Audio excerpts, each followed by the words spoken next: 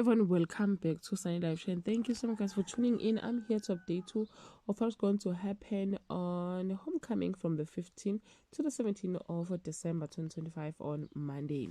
While Sifiso and Zethu's relationship blossoms, things with Mamkwanyane are rockier than ever. Magomede's plan to get away with not paying his debt fails. Nomfundo confronts Pamanda and Vusi, protecting her pride on Tuesday. Mamkwanyane is deeply distressed about Sifiso blowing hot and cold, while Zethu and Sifiso get closer than ever before. Sipamanda learns an awful secret Phindile has kept from him all his life. Mangobo finds village life immensely frustrating on Wednesday. The cat is out of the bag when Nesthando witnesses an encounter between Sifiso and Zethu. Meanwhile, Phindile finally burst, telling Sipamandla who his biological father is.